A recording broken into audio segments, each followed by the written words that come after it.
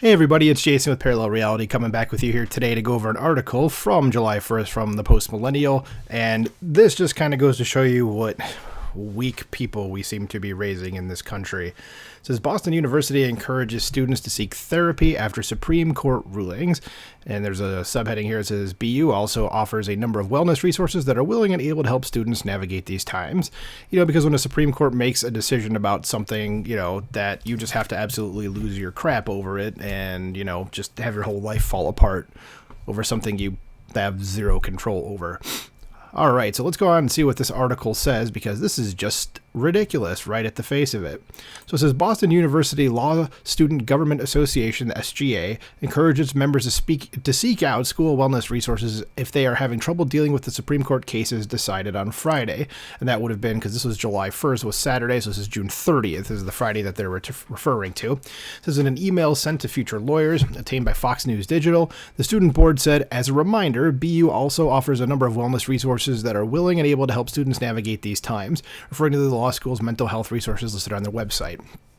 Well, I hate to break it to you, but if you need to do that for just the Supreme Court making a decision, you probably shouldn't be a lawyer, because bad news is probably going to make you feel like you need to go have, seek out wellness resources. Like, you shouldn't be in a high stress job if something as simple as this is going to make you need to seek help, and there's probably something wrong with you already. So let's go ahead and scoot on here. It says the email went on to criticize the Supreme Court for ruling against race-based college admission practices, the Biden administration's student loan forgiveness plan, and for allowing a Christian web designer the right to deny web hosting to same-sex couples. So basically, they basically got rid of racism. They said Biden's student loan forgiveness plan, which was already unconstitutional, was in fact unconstitutional, and she wasn't denying web hosting them. She said she'd still provide them with the service. She just wouldn't put any messages on there that violated her religious beliefs. That's it. So I understand. Yeah, this isn't the author saying it. This is the email from here. So of course, the BU law student that was at the SGA that we said here. Yeah. So basically, they mischaracterized everything the Supreme Court said.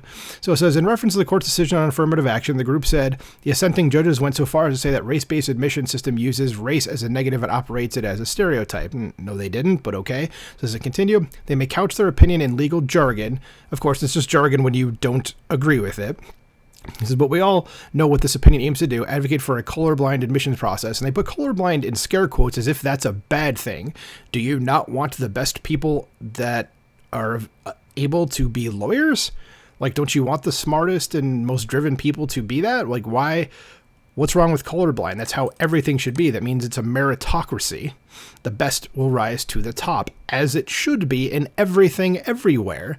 I'm sorry, but I wouldn't want to go have a lawyer if something serious happened to me where it was like, oh, you just got into this based on the way you look or because of your sexual proclivities.